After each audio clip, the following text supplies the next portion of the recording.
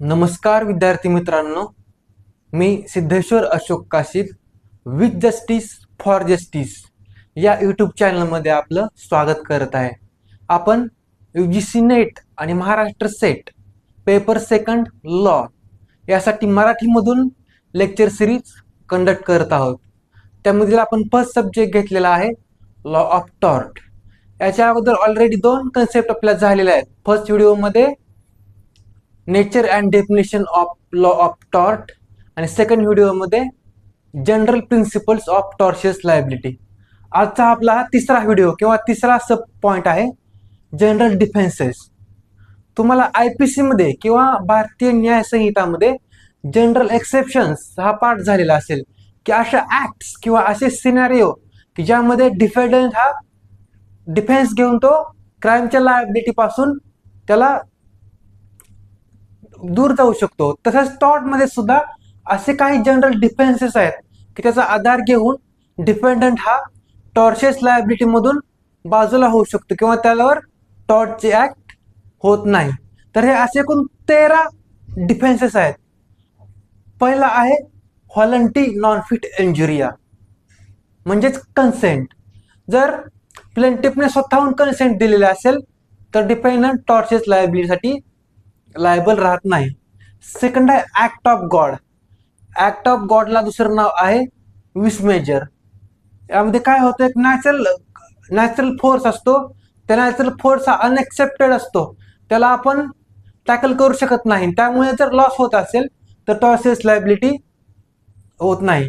Next आहे इनव्हिटेबल accident. यामध्ये पण अनएक्सपेक्टेड कंडिशन मध्ये एखादी ऍक्ट घडलेली असते आणि त्यामुळे जर लॉस झाला तर तुम्हाला त्या टॉर्शियस लायबिलिटी पासून डिफेन्स मिळू शकतो. नेक्स्ट आहे नेसेसिटी. एक मॅक्झिम आहे नेसेसिटी नोज नो लॉ. जर एखादी ऍक्ट नेसेसिटी मध्ये केलेली असेल तर तो सुद्धा तुम्हाला टॉर्शियस लायबिलिटी पासून वाचवू शकतो. नेक्स्ट आहे प्रायव्हेट डिफेन्स. तुमची स्वतःची प्रॉपर्टी, स्वतःचा जीव किंवा दुसऱ्याची प्रॉपर्टी, दुसऱ्याचा जीव याची हे वाचवण्यासाठी जर एखादी ऍक्ट केली असेल तर तो पण एक डिफेन्स आहे टॉर्ट मध्ये. नेक्स्ट आहे स्लाइट हार्म म्हणजे ट्रिपलिंग ऍक्ट. छोट्या छोट्या गोष्टी आहेत, चापट मारली किंवा छोटीशी इजा पोचली तर ते सुद्धा आपण डिफेन्स असू शकतो. नेक्स्ट आहे स्टॅट्युटरी अथॉरिटी. जर गव्हर्नमेंटची एखादी मशिनरी आहे किंवा एखाद्या लॉने एस्टॅब्लिश केलेली अथॉरिटी आहे, तिचे ऍक्ट असेल तर त्या ऍक्ट सुद्धा जनरल डिफेन्स आहे टॉर्ट मध्ये. नेक्स्ट आहे parental and quasi parental authority. समजा एखाद्या आई वडिलांनी त्यांच्या मुलाला चापट मारली किंवा टीचरनी स्टुडंटला फटका मारला आणि त्याच्या गुड फेथसाठी, त्याच्या बेनिफिटसाठी, तर ते आपण डायरेक्ट त्या टॉर्ट म्हणून लायबल करू शकत नाही. नेक्स्ट आहे ऍक्ट ऑफ स्टेट. स्टेटने एखादी ऍक्ट घेतली असेल, एखादी कृती केली असेल, एखादं इनिशिएटिव्ह घेतला असेल आणि त्यामधून जर इजा झाली असेल तर त्यामध्ये सुद्धा टॉर्चर लायबिलिटी पासून आपण डिफेन्स घेऊ शकतो. नेक्स्ट आहे judicial and quasi judicial act. जर एखाद्या कोर्टने किंवा कोर्टच्या ऑर्डरमध्ये कोर्टच्या एम्प्लॉईने, ऑफिसरने ऍक्ट केली असेल तर तो पण टॉर्चर लायबिलिटी पासून डिफेन्स आहे. नेक्स्ट आहे एक्झिक्युटिव्ह ऍक्ट. ऍडमिनिस्ट्रेटिव्ह बॉडी किंवा एक्झिक्युटिव्ह अथॉरिटीने एखादी ऍक्ट केली असेल तर तो सुद्धा टॉर्चसाठी एक डिफेन्स आहे. नेक्स्ट आहे प्लेंटिफ द रॉंग डोअर. प्लेंटिफने सूट फाईल केला परंतु प्लेंटिफची स्वतःची चूक असेल तरी सुद्धा डिफेंडन्स हा डिफेन्स घेऊ शकतो. आणि लास्ट आहे मिस्टेक. एखादी ऍक्ट मिस्टेकनली झाली असेल तर तो सुद्धा टॉर्ट मध्ये डिफेन्स आहे. तर आता आपण 1 बाय 1 ह्याचे 13 डिफेन्सेस आहेत, ह्याचं एक्सप्लेनेशन पाहूया. तर जनरल डिफेन्सेस अंडर टॉर्ट, त्यामध्ये पहिला डिफेन्स आहे व्हॉलंटरी नॉन फिट इंजुरिया म्हणजेच कन्सेंट. जर प्लेंटिफने कन्सेंट दिलेले असेल तर तो डिफेंडंटच्या अगेन्स्ट टॉर्शियस ऍक्शन घेऊ शकत नाही. डिफेंडन्सला तो डिफेन्स आहे. त्यामध्ये एक्सप्लेनेशन हे आहे की harm suffered voluntarily does not constitute legal injury and not actionable. जर जो हार्म सफर्ड झालेला आहे, प्लेंटिफला जो हार्म झालेला आहे ते त्याच्या व्हॉलंटरी ऍक्ट मुळे झालेला आहे तर ते लिगल इंजुरी मध्ये ग्राह्य धरलं जाणार नाही आणि त्यामध्ये टॉर्ट मध्ये ऍक्शन घेतली जाणार नाही. तर याचे इसेन्शियल कंडिशन्स आहेत व्हॉलंटरी नॉट फिट इंजुरियाचे इसेन्शियल कंडिशन्स. तर त्यामध्ये फ्री कन्सेंट, प्लेंटिफने जी कन्सेंट दिलेली आहे ती कन्सेंट फ्री कन्सेंट असली पाहिजे. Consent not for illegal act, ती कन्सेंट लिगल ऍक्टला दिलेली पाहिजे, इलिगल ऍक्टला दिलेली नाही पाहिजे. त्यानंतर plaintiff have knowledge of risk and accepted risk voluntary, प्लेंटिफला त्या पुढील ऍक्ट मधून होणाऱ्या नुकसानासंबंधीची जी रिस्क आहे त्यासंबंधी नॉलेज होतं आणि तो रिस्क व्हॉलंटरीला ऍक्सेप्ट केलेली आहे. Consent not obtained by fraud or under compulsion, प्लेंटिफने जी कन्सेंट दिलेली आहे ती कन्सेंट डिफेंडंटने फ्रॉडने किंवा कंपल्शनने ऍक्सेप्ट न केलेली पाहिजे. हे असतील एवढे इसेन्शियल तर तो व्हॉलंटरी नॉन फिट इंजुरिया चा डिफेन्स घेऊ शकतो. आता या व्हॉलंटरी नॉन फिट इंजुरियाला काही एक्सेप्शन्स आहेत. पहिला आहे रेस्क्यू केस, रेस्क्यू केसमध्ये तुम्ही हा डिफेन्स घेऊ शकत नाही. सेकंड आहे निग्लिजन्स, एखादी निग्लिजंट ऍक्ट आहे प्लेंटिफची तर त्याला तुम्ही डिफेन्स घेऊ शकत नाही. त्यानंतर आहे Breach of statutory duty, statutory duty करायची तुमची जबाबदारी आहे पण तुम्ही ती पार पाडली नाही तर तुम्ही हा डिफेन्स घेऊ शकत नाही. नेक्स्ट आहे अनलॉफुल ऍक्ट ऑफ डिफेंडंट, डिफेंडंटने स्वतः अनलॉफुल ऍक्ट केलेला आहे तर तो प्लेंटिफचा जे टॉर्सेस ऍक्ट आहे त्याला तो एक्सेप्शन आहे आणि तो त्यापासून मुक्त होऊ शकत नाही. त्यानंतर unfair contract terms act 1977 England, इंग्लंडचा जो अनफेअर कॉन्ट्रॅक्ट ऍक्ट 1977 आहे तर त्याच्या काही प्रोव्हिजन मध्ये सुद्धा तुम्ही व्हॉलंटरी नॉन फिट इंजुरियाचा डिफेन्स घेऊ शकत नाही. हा झाला आपला पहिला डिफेन्स. त्यानंतर सेकंड डिफेन्स आहे ऍक्ट ऑफ गॉड, त्याला म्हटलं जातं विस मेजर. म्हणजे यामध्ये नॅचरल कॅलॅमिटीमुळे जर एखादी हार्म झाला असेल तर त्याला प्लेंटिफ जबाबदार धरू शकत नाही डिफेंडंटला. तर यामध्ये कंडिशन्स काय आहेत, damage caused by result of natural force, नैसर्गिक आपत्तीमुळे नुकसान झालेलं आहे. सेकंड विदाउट ह्युमन इंटरव्हेन्शन, पण त्या नॅचरल गोष्टीमुळे जे नुकसान झालेलं आहे त्याच्यामध्ये माणसाचा हस्तक्षेप नाही. एक्स्ट्रा ऑर्डिनरी नेचर, आणि ते खूप मोठ्या प्रमाणामध्ये ज्या नॅचरल फोर्समुळे ते नुकसान झालेलं आहे. अँड बियॉन्ड ह्युमन फॉरसाइट, आणि ते जे त्या नेचरचा जो फोर्स झालेला आहे तो माणसाच्या आटोक्याच्या बाहेर आहे, माणूस त्याला कंट्रोल करू शकत नाही. आणि अशामुळे जर नुकसान झालं असेल तर त्याला डिफेंडंट जबाबदार राहणार नाही. काय कंडिशन आहेत, डॅमेज हे नॅचरल फोर्समुळे झालेला आहे, ते जो नॅचरल फोर्स आहे त्याच्यामध्ये ह्युमन इंटरफेरन्स नाही आणि तो एक्स्ट्रा ऑर्डिनरी नेचरचा डॅमेज आहे आणि तो जो नॅचरल डॅमेज आहे तो माणसाच्या कंट्रोल करण्याच्या आवाक्या बाहेर आहे. असं जर असेल तर तो ऍक्ट ऑफ गॉड, आणि त्यामुळे डिफेंडंट हा ऍक्ट ऑफ गॉडचा डिफेन्स घेऊ शकतो. त्यामध्ये एक पिक्चर पण आहे बघा, सिनेमा अक्षय कुमारचा ऍक्ट ऑफ गॉडवर, तो पाहिला असतील. किंवा मग एक एक्झाम्पल देऊ शकतो आपण की समजा हे शेत आहे आणि या शेतामध्ये हा बांध आहे आणि ह्या समजा इथं पावसाचं पाणी येऊन ह्या शेतामध्ये ह्या शेतकऱ्याचं ए शेतकरी आणि बी शेतकरी, तर हा पावसाचं पाणी प्रवाह येऊन ह्याचा बांध फुटलेला आहे आणि संपूर्ण पाणी ह्या बी ह्या शेतकऱ्याच्या शेतात गेलेलं आहे आणि ह्या बी या शेतकऱ्याच्या शेताचं नुकसान झालेलं आहे. तर यामध्ये स्वतःहून त्या शेतकऱ्याने बांध तो करलेला नाही, तर हा नॅचरल फोर्समुळे हा बांध तुटलेला आहे आणि हा पाणी बी ह्या शेतकऱ्याच्या शेतामध्ये गेलेला आहे. आणि नॅचरल कोर्स पाऊस किंवा महापूर ह्याने हा नुकसान झालेला आहे. तर अशा वेळेस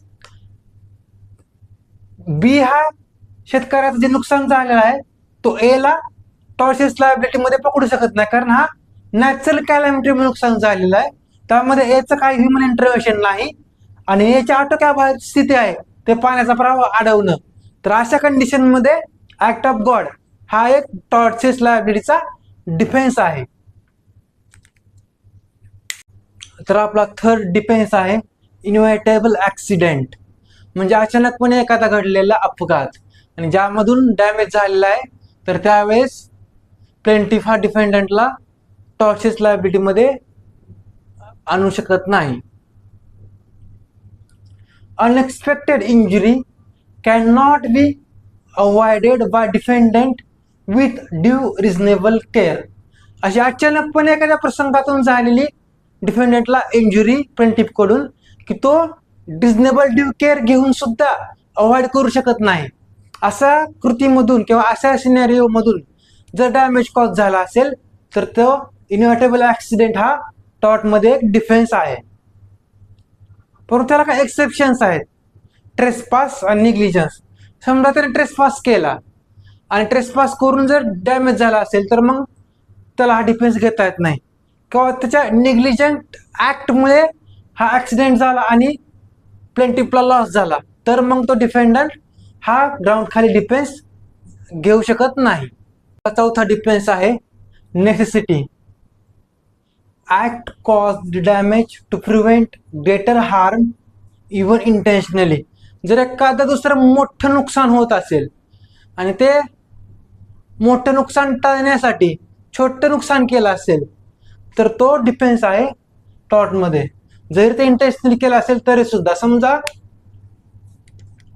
अशी झोपडपट्ट्यांची रांग आहे किंवा घर आहे आणि इथून आग लागत चाललेली आहे, इथपर्यंत आग आलेली आहे आणि इकडचे घर वाचवायचे तर मग हे घर पाडून टाकलं तर एक छोटं नुकसान झालेलं आहे.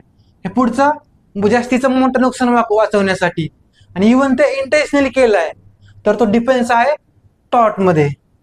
त्यानंतर नेक्स्ट आहे प्रायव्हेट डिफेन्स. जर तुमची स्वतःची किंवा दुसऱ्याची बॉडी किंवा प्रॉपर्टी किंवा बॉडी आणि प्रॉपर्टी दोन्ही वाचवण्यासाठी जर तुम्ही डिफेन्सिव्ह ॲक्टमध्ये हार्म केलं तर तो पण एक डिफेन्स आहे. परंतु त्याला कंडिशन काय आहे की force not to be used out of proportion. पुढचा माणूस तुम्हाला समजा काठीनं मारतोय आणि तुम्ही तुमचा जीव वाचायचा म्हणून त्याला गोळ्या घातल्या, असं नाही चालत. पुढचा माणूस ज्या प्रपोर्शनमध्ये अटॅक करतोय त्याच प्रपोर्शनमध्ये तुम्ही डिफेंड करण्यासाठी रिझनेबल फोर्स वापरला पाहिजे. त्यानंतर नेक्स्ट आहे स्लाइट हार्म. छोट्याशा नुकसान झालेलं आहे किंवा असं नुकसान झालेलं आहे की nothing is wrong which ordinary person would not complain. म्हणजे असं छोटंसं नुकसान झालेलं आहे आणि त्या नुकसानाला ऑर्डिनरी प्रुडन्समॅन सामान्य माणूस त्याबद्दल तक्रार दाखल करू शकत नाही, असं छोटं नुकसान झालेलं आहे तर तो सुद्धा एक डिफेन्स आहे टॉर्टमध्ये. नेक्स्ट डिफेन्स आहे statutory authority. Damage resulting from act authorised bye legislature by authority or under discretion. जर एखाद्या कायद्याने त्या अथॉरिटीला पॉवर दिलेली आहे आणि त्यातून जर डॅमेज होत असेल तर ते ॲक्शनेबल नाही. फॉर एक्झाम्पल तुमच्या इथलं एखादं आपण अतिक्रमण हटवत आहे महानगरपालिका, त्याला त्या कायद्याने परवानगी दिलेली आहे आणि त्यातून डॅमेज होत असेल, नुकसान होत असेल तर त्याला तो एक डिफेन्स आहे. नेक्स्ट आहे parental and quasi parental authority. समजा पॅरेंट आहेत, पॅरेंटनी त्यांच्या मुलाला मारलं किंवा टीचर आहेत, टीचरनी त्यांच्या विद्यार्थ्याला मारलं कशासाठी, त्याच्या बेनिफिटसाठी, तर ते एक डिफेन्स आहे. पण तो फोर्स आहे तो बोनाफाईड आहे पाहिजे, चांगल्या हेतूसाठी त्या विद्यार्थ्याच्या किंवा पालकाच्या भल्यासाठी पाहिजे. त्यानंतर नेक्स्ट डिफेन्स आहे act of state, act of government. Government एका कृती करत असेल त्याच्या फंक्शनमध्ये तर तो सुद्धा एक टॉर्शियस लायबिलिटीसाठी डिफेन्स होऊ शकतो.